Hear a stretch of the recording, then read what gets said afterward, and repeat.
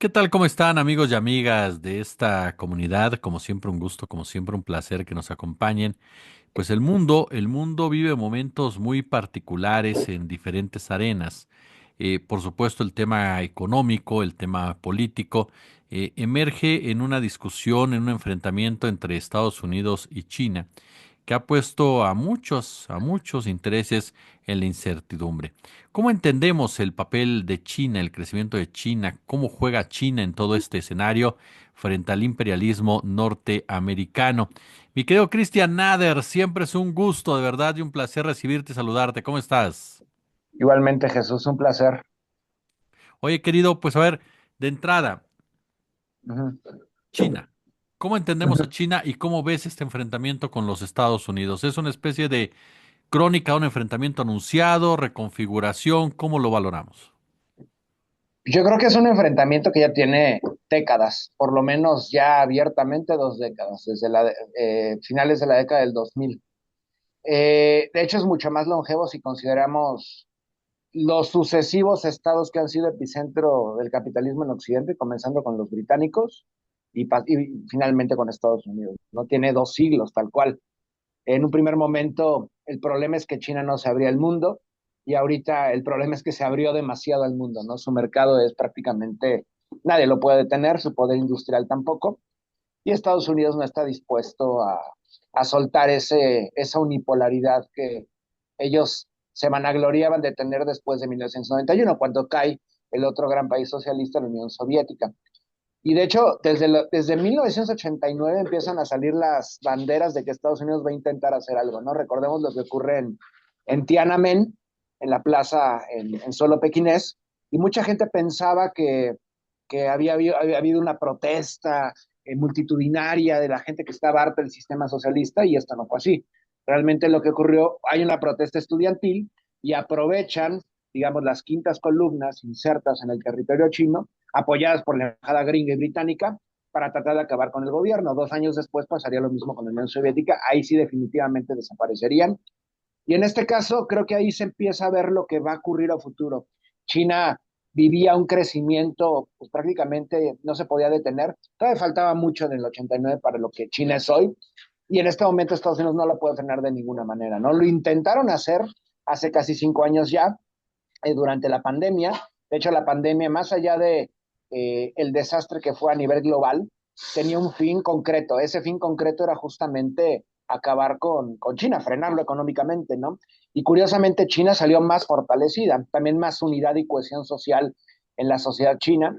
Y Estados Unidos llega en este momento con Donald Trump abiertamente.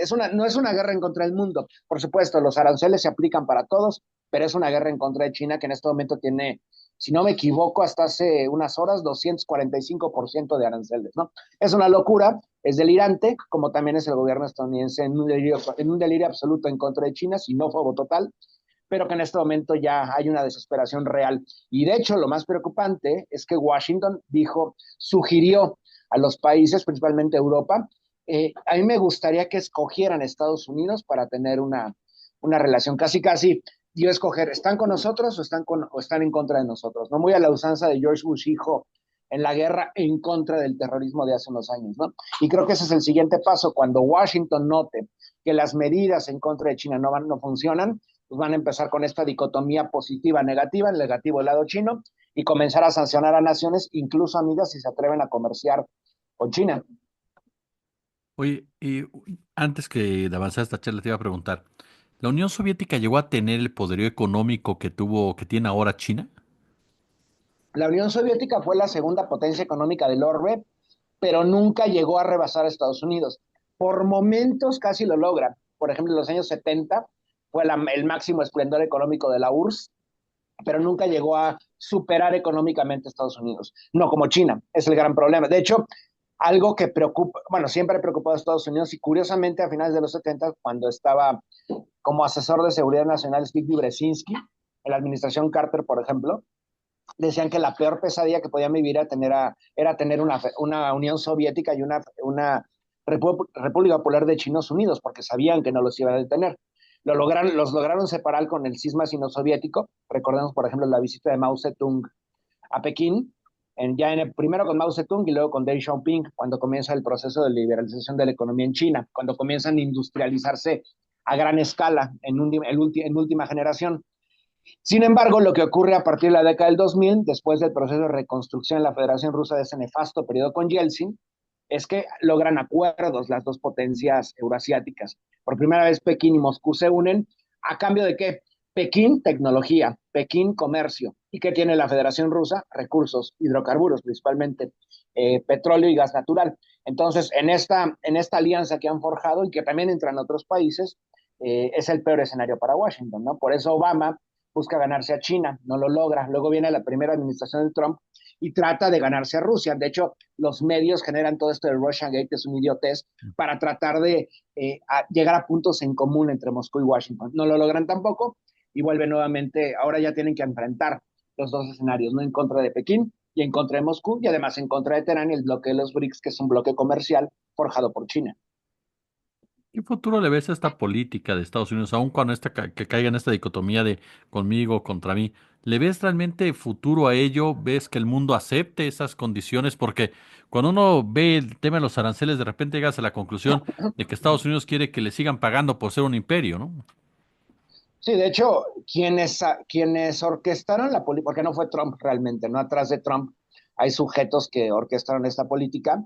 Hay un think tank que se llama el Instituto Hudson. El Instituto Hudson, punto a punto, orquestó esta nueva oleada de agresiones económicas en contra de China.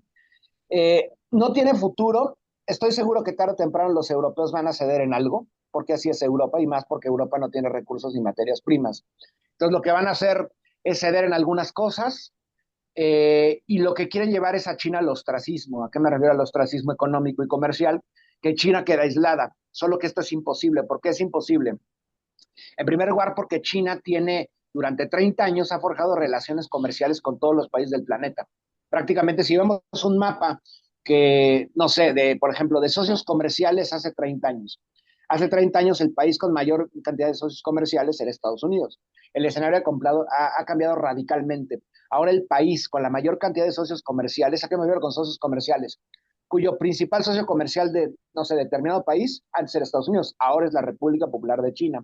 Y tiene acuerdos a futuro firmados y hay transacciones importantes de, por ejemplo, de materias primas, etcétera, etcétera. Por ejemplo, citando un caso importante que ha salido a la luz, con respecto a las tierras raras. Las tierras raras generalmente no son necesariamente elementos, son más bien aleaciones, por ejemplo, ¿no? Por ejemplo, está el coltán. La ventaja de las tierras raras, la importancia para la economía actual es que son superconductores, son fundamentales para, pues, tal cual, una pantalla de un celular, para una tablet, para una computadora, etcétera, etcétera, ¿no? Toda la cadena de suministros, de producción, todo a nivel global es controlado por China. Washington no tiene acceso ni a la tecnología de extracción, ni siquiera a la tecnología de refinamiento de estas materias primas. Algo parecido ocurre con el litio. Toda esa tecnología la tiene China. Para que Washington tenga eso, tienen que pasar por lo menos 20 años de desarrollo. Y no lo van a hacer, obviamente, ¿no? Lo que intentan hacer es, vaya, colocar a China como el enemigo, como el agresor, demonizarla constantemente, y esto provocar pánico entre los inversionistas y capitalistas occidentales y provocar una migración o una salida de capitales de China. Esto no va a ocurrir. Tan no va a ocurrir que Washington ya está pensando en la siguiente medida. ¿Qué siguiente medida es esa? Pues la agresión ya directa, ¿no? Ya ni siquiera económica, la guerra frontal de toda índole. Y de ahí la importancia, por ejemplo, de escenarios como Taiwán o el oeste de China, la zona uigura, etcétera, porque por ahí lo va a intentar Washington. Por eso constantemente están bombardeando con narrativas de demonización de que China es un estado comunista. Bueno, el pánico rojo, digamos, reciclado, ¿no? Entonces, yo no le veo a futuro a esta política, pero lamentablemente la siguiente fase ya no queda de otra para Washington. La extensión de las agresiones políticas y económicas, estas son las agresiones tradicionales.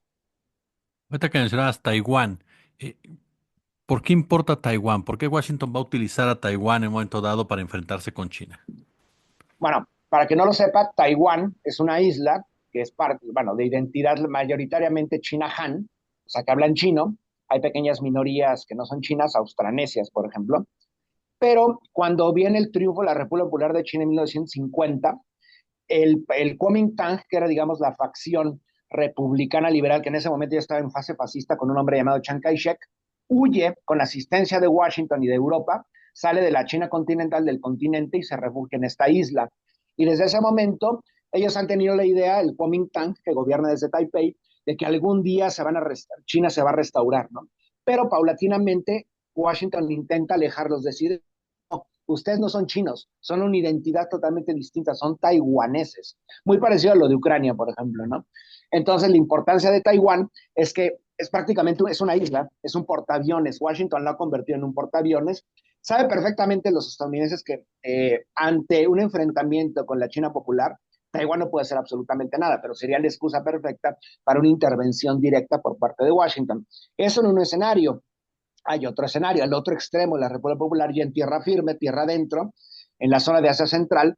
Por eso constantemente están mencionando a los pueblos uigures que son explotados. Los uigures son chinos, pero no son Han, son de los pueblos túrquicos, viven en otro extremo de China y constantemente Washington inventa desde la academia y los medios que son explotados, que están en campos de concentración y demás tramas que ya conocemos porque las han utilizado, por ejemplo, con respecto a Tíbet constantemente, ¿no? Entonces, estas narrativas que Washington está utilizando son simplemente para inflamar cada vez más la situación y nuevamente colocar a China en el escenario como, vaya, como lo que siempre ha sido desde hace 200 años para Occidente, ¿no? Como esa gigantesca masa antagónica a la civilización, sin mencionar de que China, por supuesto, es una civilización que tiene 5.000 años, que es casi la antítesis de Eurooccidente, ¿no? Estamos en polos opuestos. La visión de civilización de China es totalmente distinta a la visión de civilización que tienen en Occidente. Es muy interesante eso, ¿no? De hecho, la visión de progreso y de crecimiento conjunto, no nada más China sola, ¿no? Sino también China en el mundo. Lo que ha hecho China en África es impresionante, al igual lo que está haciendo también en América Latina, ¿no? Entonces, lamentablemente, no va a ser un fin muy sencillo para Washington, o sea, están dispuestos a llevar esto a las últimas situaciones y lo hemos visto con la narrativa de Trump, ¿no? Y eso iba también, mi querido Cristian. Llevar hasta el último punto. Ya no estamos en la época de la Segunda Guerra Mundial donde pues disparabas balas, disparabas tanques, disparabas una fuerza aérea. Ahora aprietas un botón y todo el mundo sale afectado. Si no es que desaparece. Sí, no, a ver, ya, por ejemplo, y ha quedado demostrado más que nada, por ejemplo, en el Mar Rojo en este momento, en el escenario de que los gringos siguen pensando que son una talosocracia, vaya, dominante. ¿A qué me refiero con talosocracia? Un poder marítimo. Ya los barcos, los acorazados, los portaaviones ya no tienen ningún uso. ¿Por qué? Porque ya existe tecnología hipersónica. Es un avión o un misil con tecnología hipersónica que se encuentre en China, puede dar la vuelta al mundo en tan solo 2 horas. Y te estoy hablando de uno convencional. ¿Por qué? Porque, por ejemplo, un misil hipersónico aún más rápido ni siquiera puede ser tripulado, porque la fuerza de gravedad destrozaría al individuo que se monte en algo así, ¿no? Pero la tecnología es totalmente distinta. Y de hecho, Washington, ahí se puede ver las grandes diferencias entre China y Estados Unidos, ¿no? Washington, Estados Unidos han quedado totalmente rezagados en un escenario que siempre se pavonean que son la gran superpotencia, y me refiero, por supuesto, a la guerra, en tecnología hipersónica, en tecnología aeronáutica, en guerra informática, etcétera. Lo que le apuestan siempre a Estados Unidos es el poder cultural, a la guerra de propaganda, ¿no? Porque en cualquier otro campo están totalmente rebasados, en poder industrial. Para poner un ejemplo, la economía china, industrialmente hablando, se evalúa en 5 trillones de dólares, o sea, digamos, todas las fábricas que existen en China. La economía industrial estadounidense se evalúa en la mitad, en 2,5 trillones de dólares, para ver, entender más o menos en qué nivel nos estamos, ¿no? Si ustedes van a China, van a ver un escenario que jamás se ha visto, de, por ejemplo, de construcción de ferrocarriles, aeropuertos, ya rechazan a Boeing, van a construir sus propios aviones, tecnología aeroespacial, van a llegar a la Luna, van a regresar a la Luna, la República Popular de China, los taikonautas. Mientras tanto, ¿qué ocurre en Estados Unidos? Pues el fentanilo, ¿no? Tenemos ese escenario que los gringos, de hecho, junto con los británicos, impulsan en China hace 200 años. Vamos a inundarlos con opio. ¿Qué ocurrió? Ahí comienza el nefasto siglo chino, 100 años de agresiones por parte de Occidente. ¿Qué ocurre en este momento, por ejemplo, en California? Visita Xi Jinping California, el gobernador de California, ¿qué hacen? Van a esconder a los vagabundos, a los drogadictos, porque se afeaban las ciudades de San Francisco y Los Ángeles, ¿no? O sea, hemos llegado a ese punto. Ahí se puede ver en qué nivel está China y en qué nivel está Estados Unidos, ¿no? Mientras tanto, Estados Unidos vive en una fantasía de que van a poder rebasar a China industrialmente hablando. Eso jamás va a ocurrir. Simplemente porque la población de China rebasa por más, o sea, es 5 veces más de población de China y una fuerza industrial mucho mayor que Estados Unidos, ¿no? Y además, China ha forjado lazos con todo el mundo, mientras que Estados Unidos lo está destruyendo para tratar de imponerse como una potencia unipolar que jamás van a ser. Ya para que los europeos rechacen a sus mecenas desde 1945 es algo importante, ¿no? Y recordar una cosa, Europa anunció hace una semana que cualquier, ¿cómo llamarlo?, impuesto a los automóviles eléctricos chinos en suelo europeo se quita. O sea, próximamente van a aumentar los números de automóviles chinos en suelo europeo, lo cual va a enfurecer a los gringos, principalmente a Elon Musk y sus productos de poca calidad llamados Tesla, con camiones y camionetas que se incendian en las calles. En este punto, me quedo, Cristian, retomando un poco el aspecto bélico, ¿Rusia cómo juega? O sea, ¿cómo entendemos el papel de Rusia? Ya nos mencionas al principio, tienen una alianza con China, tienen un tiempo juntos, pero ¿cómo juega Rusia en todo este panorama? Bueno, lo vuelvo a mencionar, ¿no? Digamos, el potencial de China, perdón, el potencial de la Federación Rusa es tecnología militar que intercambia con la República Popular, pero también reservas de hidrocarburos. Esos son los países con mayores reservas de petróleo del planeta, ¿no? El mayor acuerdo comercial energético de la historia se firmó entre Pekín y Moscú para suministrar por los próximos 40 años un flujo de hidrocarburos incesante que nunca se va a acabar, ¿no? Porque China no tiene hidrocarburos. Ahora, ¿qué rol juega Rusia con respecto a China en apoyo? Hay acuerdos estratégicos de defensa mutua, no se han hecho públicos porque sería el acabose para Washington que esto ocurriera, pero incluso también con la República Islámica de Irán, que pasó hace 2 semanas, se reunieron en Moscú representantes de Teherán y representantes de Pekín para llegar a un acuerdo para defensa conjunta de Irán. Y de hecho, igual pasó muy desapercibido, pero hace unas horas hay pláticas en este momento en el sur de Asia, en el sudeste de Asia, concretamente en Yakarta, la capital de Indonesia. La Federación Rusa quiere tener acceso a la zona de Papúa, la parte que le corresponde a Indonesia, para tener bases militares en Papúa. Y ustedes dirán, ¿por qué Papúa? Está relativamente cerca de China, pero no tanto. Bueno, lo que pasa es que Estados Unidos tiene presencia en el Pacífico y en el Índico. Véase la base de Diego García.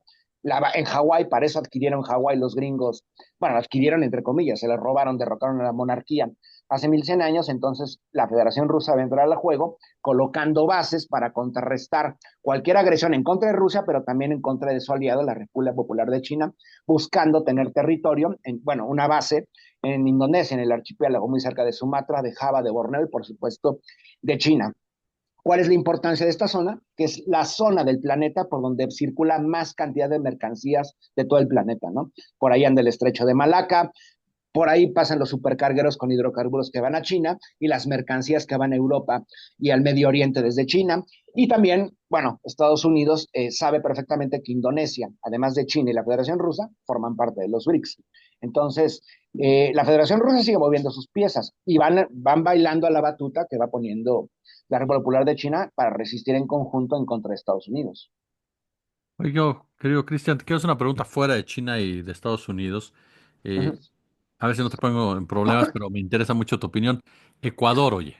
Ecuador, y dije, tengo que preguntar a Cristian, ¿qué entendemos de Ecuador? Porque después de lo que vimos con Noboa, si hay fraude, si no hay fraude, tú estuviste en Venezuela, me Uh -huh. sorprende de repente países como Brasil que dicen, bueno, ya ni modo, Petro aparece y dice abiertamente, no lo reconozco, Estados Unidos esperábamos que lo reconociera, pero ¿cómo lees lo que pasó en Ecuador?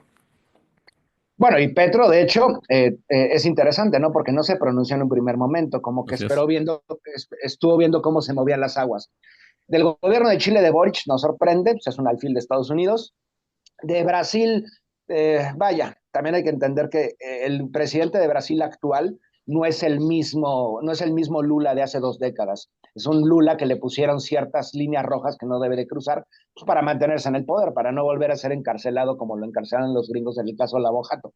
Pero ¿qué ocurre con Ecuador? Pues es un estado totalmente decir estado fallido es poco. O sea, literalmente lo gobierna un junior estadounidense, porque ni siquiera es ecuatoriano, cuyo negocio familiar son bananas rellenas de cocaína. O sea, plátanos con cocaína, narcobananas. O sea, literalmente en esta jerga supremacista horrorosa, de acuerdo a la óptica gringa, sí es una república bananera, pero además también cocalera, ¿no? Que envía bananas en dirección a Miami llenas de cocaína. Es una pesadilla Ecuador. Y obviamente hubo un fraude electoral, pero es fundamental también para Estados Unidos porque también para contrarrestar a China. China tiene una presencia muy importante en el cono sur y va en aumento, no solamente, por ejemplo, en países como Bolivia, sino también en Perú, que Perú también es otra pesadilla que no mencionamos, pero a China no le importa, ellos siguen haciendo su metiendo influencia y capital. Veamos el puerto de Chancay, por ejemplo, ¿no? Que se encuentra en el Pacífico. Es un puerto chino en Perú, tal cual. Y para eso los estadounidenses quieren controlar Ecuador para contrarrestar a China para que no empiece a subir en dirección al cono norte, ¿no? Mientras tanto, el Ecuador es una pesadilla. Y no me refiero, no comenzó con Novoa. Antes estaba Lenin Moreno, perdón, Lazo, que era un banquero que destruyó el Ecuador hace 20, 30 años, y antes Lenin Moreno, un traidor a la causa correísta, y además ha habido persecución de opositores políticos, de disidentes, etcétera. O sea, vaya, lo que le encanta a Estados Unidos con sus repúblicas subvencionadas con dictadorzuelos, ¿no? Pero ni siquiera es un dictador a la usanza militarista de Pinochet, el hombre fuerte, no. Es un junior muy a la usanza de Peña Nieto, además, que ni siquiera tiene ciudadanía estadounidense y que claramente cometió un fraude electoral en las pasadas elecciones y esto lamentablemente el pueblo ecuatoriano como que tiene un límite. Yo creo que van a salir a las calles, ¿no? Por lo menos creo que estas alianzas que se forjaron para tratar de contrarrestar al gobierno han pedido eso, ¿no? Que la gente se manifieste en las calles. Totalmente. Mi querido Cristian Nader, siempre es un placer verte, saludarte y aprender de ti, oye. Igualmente, Jesús, un placer, un saludo a todos.